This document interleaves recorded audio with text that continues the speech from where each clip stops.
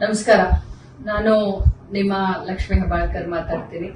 ಇವತ್ತಿಗೆ ಕರ್ನಾಟಕ ರಾಜ್ಯ ಸರ್ಕಾರದ ಮಹತ್ವಾಕಾಂಕ್ಷೆಯ ಯೋಜನೆಯಾದಂತ ಗೃಹಲಕ್ಷ್ಮಿಯನ್ನ ಜಾರಿಗೆ ತಂದು 1 ವರ್ಷ ಆಯಿತು. ಈ ಸಂದರ್ಭದಲ್ಲಿ ಕುಟುಂಬದ ಎಲ್ಲ ಯಜಮಾನಿಗಳಿಗೆ, ನನ್ನ ಗೃಹಲಕ್ಷ್ಮಿಗಳಿಗೆ ನಾನು ಹಾರ್ದಿಕ ಶುಭಾಶಯಗಳನ್ನ ಮತ್ತು ಅಭಿನಂದನೆಯನ್ನು ಸಲ್ಲಿಸ್ತೀನಿ. ಇಲ್ಲಿಯವರೆಗೆ ಗೃಹಲಕ್ಷ್ಮಿಯು ತಮ್ಮ ಜೀವನದಲ್ಲಿ ಏನೆಲ್ಲ ಬದಲಾವಣೆಯನ್ನ ಈ 1 ವರ್ಷದಲ್ಲಿ ತಂದಿದೆ, ಈ ಬದಲಾವಣೆಯನ್ನ ಬನ್ನಿ ನಮ್ಮೊಂದಿಗೆ ಹಂಚಿಕೊಳ್ಳಿ. ರೀಲ್ಸ್ ಮಾಡೋದ್ರ ಮುಖಾಂತರ ಯೂಟ್ಯೂಬ್ ನಲ್ಲಿ ಹಂಚಿಕೊಳ್ಳಿ.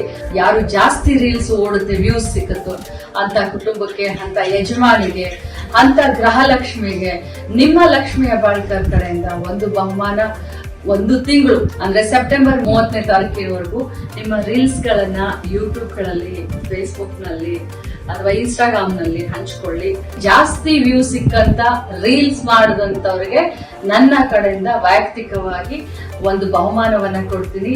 ಹರಿಯಪ್ ಮೊದಲ 50 ಜನರ ದಾರಿಯನ್ನ ನಾನು ಕಾಯ್ತಾ ಇರ್ತೀನಿ. ಖಂಡಿತವಾಗ್ಲೂ ತಾವೆಲ್ಲರೂ ಈ ಒಂದು ರೀಲ್ಸ್ ಮಾಡೋದ್ರ ಮುಖಾಂತರ ಈ ಒಂದು ಗೃಹಲಕ್ಷ್ಮಿ ಯೋಜನೆಯಿಂದ ತಮ್ಮ ಜೀವನದಲ್ಲಿ ಆದಂತ ಬದಲಾವಣೆಯನ್ನ ನಮ್ಮೆಲ್ಲ ಕರ್ನಾಟಕ ರಾಜ್ಯದ ಜನರ ಜೊತೆ ಹಂಚಿಕೊಳ್ಳಿ. ತಮ್ಮೆಲ್ಲರಿಗೂ ಶುಭಾಶಯಗಳು.